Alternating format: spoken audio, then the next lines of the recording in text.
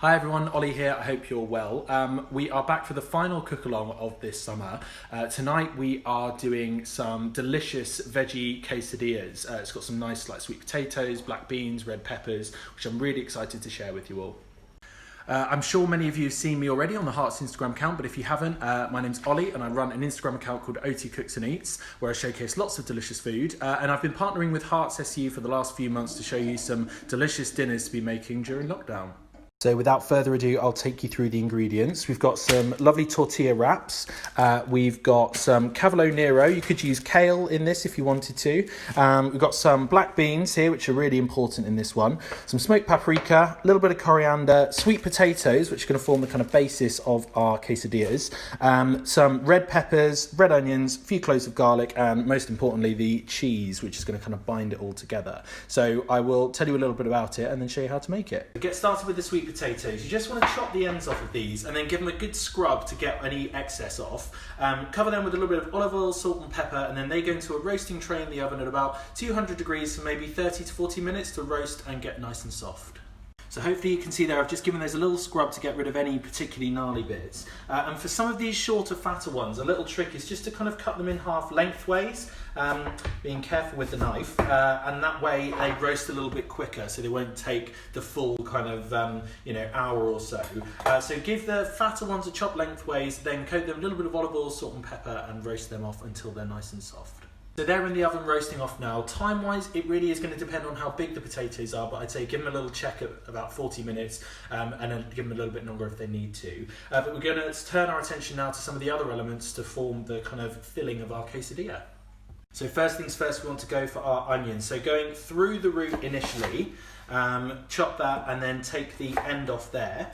And then you want to peel off the outer layer of skin and slice them thinly into half moons, just like that. So those onions have been finely sliced, definitely didn't make me cry as well, definitely not. They've been added into a frying pan with a touch of olive oil, just on like a medium heat. And I've also added probably 2 tablespoons worth of smoked paprika and a pinch of salt. We don't necessarily want to colour these too much, we just want them to kind of soften up nicely. We'll begin to add in some garlic and the black beans and things like that as well to form the basis of our filling. Next up, we're going to turn our attention to the garlic. So you just want to give it a smash to get it out of its jacket. Take the heel of the garlic off, which is just this little bit at the end. And then we're going to very finely slice it and chop it up into small bits to add it into the onions in a moment. So you can see we've finely diced that garlic there. Next up is the black beans. These either come in these cardboard vac packs or in tins. Either way, you want to drain them in a sieve under a sink, give them a little rinse and add them in with the onions. Next up, we're going to go with our cavalo nero, or black cabbage is the literal translation. It's used a lot, and what you should find is you're left with a stem, which you can get rid of, and then just the leaves. What we want to do is kind of clank those leaves up very roughly and add them in with our onions and black beans. Nearly there with the filling now. We've just got the pepper and coriander to go. So my preferred method for doing peppers is to take the top and bottom off like that, and then hopefully you can see there's parts where the white joins the sides. You just want to kind of go down one side there, you can see it's kind of exactly where the whites join, and just go round like this, cutting off any part where the white joins the red. You can see there's kind of minimal wastage there, and you're left with just the red pepper. So you want to chop those up, maybe 1-2 centimetre pieces, add those in with the black beans, onions and kale, and then we've just got some coriander to add in, and that's pretty much it for the filling. That's the coriander, just very finely sliced, stalks and all. And now we want to turn our attention to the cheese. I'd always recommend going for extra mature cheddar, because that's the one with the most flavour. And you do want to be really generous with this, not just because it's the tastiest bit, but also because it essentially acts as the glue to bind all of the kind of filling and the wraps together. So you want a lot of cheese. You use that to kind of sprinkle on top and below the filling to glue it all together. So a little bit of time has passed there, and those potatoes have now cooked off, they're just cooling. Eventually we're going to scoop them out of their skins and add the flesh into this mixture of black beans and cabbage and all of that good stuff. Once that mixture's made, we've got the grated cheese, and I'll show you how to assemble the quesadillas. So there you can see the final product. Look at all those lovely colours, orange, reds, greens, absolutely delicious. I'd maybe recommend letting it cool down a little bit more than what I did, because I've kind of burnt my fingers, but you do get these lovely potato skins that are a really nice chef's goodie snack. Okay, so it's assembly time now. We're going to take a bit of our grated cheese and spread that kind of across the bottom there, push it right the way to the edges. Then a couple of big spoonfuls of our mixture, and again we want to do the same there, kind of just push that out right the way to the edges, maybe a little bit more if you need it. Again, those colours are just lovely.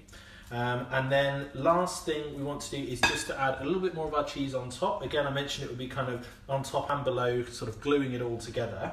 And then once you've got that on top, you can pop your lid on like that, give it a little press, and then that is a quesadilla ready to go. That's going to go into the pan to cook up. So very gently, you just want to kind of slide that into the pan. You should hear a kind of gentle sizzle, and just press on top a little bit just to help it kind of stick together. That's in a dry pan. You can see that's on kind of a low heat. You just want that to kind of toast up. What's going to happen is hopefully the cheese is going to melt and the bottom's going to brown. I'll then show you how to flip it afterwards, but yeah, keep an eye on it and make sure it doesn't burn. Okay, so we can see just from a quick peek under there, that's lovely and brown. That's absolutely perfect. What we want to do is kind of slide that off initially onto the plate there, and then being very careful, give it a little flip and slide it back in there, hopefully trying to avoid anything in your hand. And we're just going to do exactly the same on the other side. We're going to kind of watch it, that cheese is starting to melt, watch it until it goes brown, and then we will be ready to serve.